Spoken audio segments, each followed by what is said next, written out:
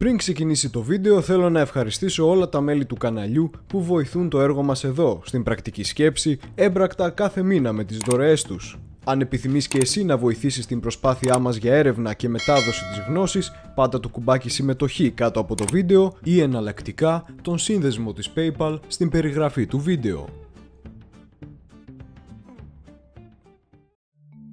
Χαίρετε φίλοι και φίλες. Στο σημερινό βίντεο της πρακτικής σκέψης θα κάνουμε κάτι το ξεχωριστό. Αυτό το βίντεο δημιουργείται έπειτα από παραγγελία και είναι αφιερωμένο στις οικογένειες Παντούδη και Μαζαράκη Αραμπατζή, οι οποίες κυνηγήθηκαν και θυσιάστηκαν για την Ελλάδα με το Αντάρτικο του Παγκαίου και την Επανάσταση της Δράμας. Μέλη των οικογενειών αυτών εκτελέστηκαν και βασανίστηκαν από τους Βούλγαρους κατακτητές για τη συμμετοχή τους στον Αντάρτικο αγώνα. Πάμε τώρα στο βίντεό μας. Ποιοι ήταν οι χειρότεροι κατακτητές στην κατοχή? Όταν στην Ελλάδα γίνεται λόγος περί της κατοχής κατά τον Δεύτερο Παγκόσμιο Πόλεμο, συνήθως η συζήτηση περιορίζεται μόνο γύρω από τους Γερμανούς. Το ζήτημα είναι πως με αυτόν τον τρόπο απαξιείται από την βιβλιογραφία μία άλλη, εξίσου καταστροφική και πολύ επικίνδυνη για την Ελλάδα κατοχή, αυτή της Δυτικής Θράκης και Ανατολικής Μακεδονίας από τον Βουλγαρικό στρατό. Η κατοχή αυτή μάλιστα έχει όλα τα χαρακτηριστικά τα οποία την κατατάσσουν, παρόλο που ήταν η μικρότερη σε έκταση ελληνικού εδάφους, ως την χειρότερη από όλες, γερμανική ή ιταλική αναπεριοχές. Οι Βούλγαροι ανέκαθεν ζητούσαν έξοδο στο Αιγαίο και έλεγχο της ευρύτερης περιοχής της Θράκης και της Μακεδονίας. Ως εκ τούτου, η θέση τους στην γεωπολιτική της εποχής ήταν ξανά με τις αναθεωρητικές δυνάμεις υπό την Γερμανία και στον Δεύτερο Παγκόσμιο Πόλεμο. Ήδη εξάλλου από τα τέλη του 1939 και στις αρχές του 1940, οι Γερμανοί σταμάτησαν να παραδίδουν στην Ελλάδα το πολεμικό υλικό που η τελευταία είχε αγοράσει από αυτούς. Αντί αυτού, άρχισαν να στέλνουν πολεμικό υλικό και αεροπλάνα στην Βουλγαρία. Μάλιστα, ο Χίτλερ τον Νοέμβριο του 1940 κάλεσε στο σπίτι του στο Μπέργκοφ αντιπροσωπείες των χωρών Βουλγαρίας, Ρουμανίας και Ιουγκοσλαβίας. Πρώτος έφτασε ο ηγέτης της Βουλγαρίας, Μπόρις, τον οποίο ο Χίτλερ προσπάθησε να πείσει να συμμετέχει σε επιχείρηση κατά της Ελλάδος μαζί του, με αντάλλαγμα έξοδο στο Αιγαίο. Οι Βούλγαροι όμως αρνήθηκαν κάτι τέτοιο και θέλησαν η επίθεση να καθυστερήσει ως την άνοιξη του 1941. Παρ' όλα αυτά, ο Χίτλερ προκαταβολικά αποδέχθηκε τις βουλγαρικές διεκδικήσεις στην Δυτική Θράκη και την Ανατολική Μακεδονία ήδη από τον Νοέμβριο του 1940. Οπότε, τον Απρίλιο του 1941, μπαίνοντας στο ελληνικό έδαφος, οι Βούλγαροι είχαν ως στόχο να το κάνουν δικό τους και συνεπώς ακολούθησαν όχι απλά πολιτική καταπίεσης όπως έκαναν οι Γερμανοί ή οι Ιταλοί, αλλά τακτικές γενοκτονίας κατά των Ελλήνων. Γι' αυτόν τον λόγο, η πρόθεσή τους για απόλυτη οργανωμένη εξαφάνιση και αντικατάσταση του ελληνικού στοιχείου με το βουλγαρικό καθιστά την βουλγαρική κατοχή ως την χειρότερη από όλες. Το πιο τρομερό όμως από όλα τα παραπάνω ήταν η οργάνωση των ταγμάτων εργασίας από τους Βούλγαρους, τα οποία στελεχώνονταν από Έλληνες αμάχους για αμυστή εργασία σε έργα στην κατεχόμενη Ιουγκοσλαβία, στη Βουλγαρία ή στα κατεχόμενα ελληνικά εδάφη. Φυσικά, τα τάγματα εργασίας ήταν συνώνυμο της εξόντωσης, καθώς πολλοί δεν άντεχαν τις δοκιμασίες και πέθαναν από τις κακουχίες και τα βασανιστήρια. Βεβαίως, δεν έλειψαν και οι απευθείας επιθέσεις κατά του ντόπιου ελληνικού πληθυσμού και οι τρομερές σφαγές από τον βουλγαρικό στρατό. Οι μεγαλύτερες είναι αυτές της Δράμας που έλαβαν χώρα το 1941 μετά από αποτυχημένη εξέγερση που οργάνωσε το Κομμουνιστικό Κόμμα και οδήγησε στην εκτέλεση 2.000 ανθρώπων από τους Βουλγάρους.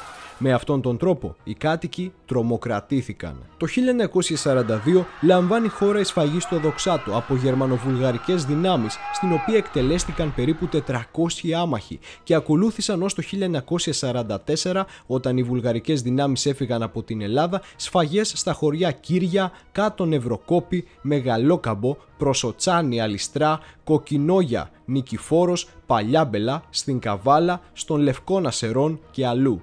Έτσι, συνολικά γύρω στους 30.000 Έλληνες εκτελέστηκαν ή σφαγιάστηκαν από τους Βούλγαρους κατά την κατοχή σε αντίπεινα. Βέβαια, η όλη αυτή τρομοκρατία δεν πέρασε αναπάντητη. Οι ντόπιοι Έλληνες γρήγορα επάνδρωσαν τις δικές τους αντάρτικες οργανώσεις σε Μακεδονία και Δυτική Θράκη για να χτυπήσουν τους Βουλγάρους. Τέτοιες ήταν η ΕΑΟ-ΕΣΕΑ, που σημαίνει Εθνικές Αντάρτικες Ομάδες Ένωσης Συμπολεμιστών Εθνικών Αγώνων, η ΠΑΟ, δηλαδή Πανελλήνια Απελευθερωτική Οργάνωση, και οι πόντιοι αντάρτες υπό τον Αντών Τσαούς, Αντώνη Φωστερίδη. Οι αντάρτες που επάνδρωναν αυτές τις οργανώσεις είχαν ως ορμητήριό τους και καταφύγιο το όρος Παγκαίο στην Ανατολική Μακεδονία και ήταν κυρίως πόντιοι πρόσφυγες των περιοχών αυτών, οι οποίοι είχαν εμπειρία από το Αντάρτικο στον Πόντο εναντίον των Τούρκων και συνεργαζόμενοι με ντόπιους Μακεδόνες και Θράκες θα δημιουργήσουν αυτές τις οργανώσεις. Η βουλγαρική παρουσία όμως προξένησε και ένα άλλο πρόβλημα.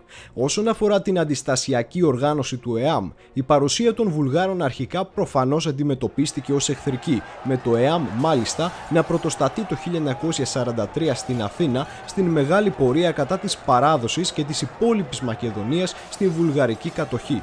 Το θέμα είναι πως επειδή όσο πλησιάζαμε στην απελευθέρωση το ΕΑΜ άρχισε να οργανώνεται για να καταλάβει την εξουσία της χώρας, πρώτος στόχος τέθηκε η εξόντωση των υπόλοιπων αντιστασιακών οργανώσεων και ως εκ τούτου η εξόντωση όλων των παραπάνω ομάδων. Έτσι παρατηρούνται σκηνικά ΕΑΜίτες να χτυπούν ταυτόχρονα με τους Βούλγαρους αντάρτες άλλων οργανώσεων ή ΕΑΜίτες να μπαίνουν σε χωριά και είτε να εκτελούν αντιδραστικούς αντάρτες ή να τους καρφώνουν στους Βούλγαρους.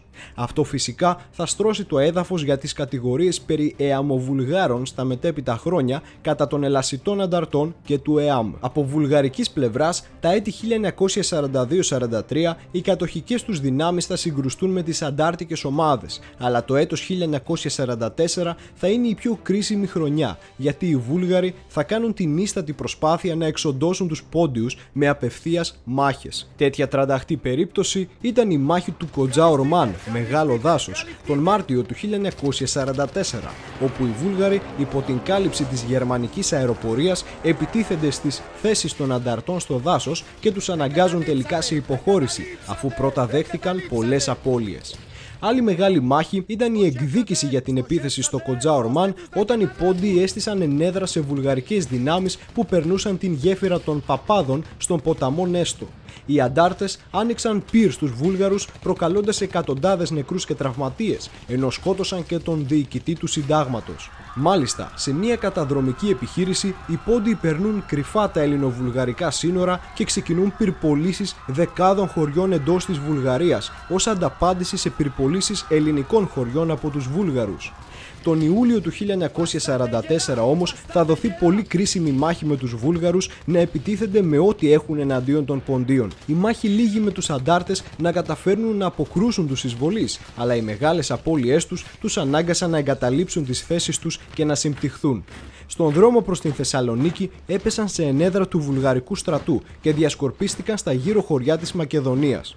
Εκεί όμως συμβαίνει κάτι τραγικό.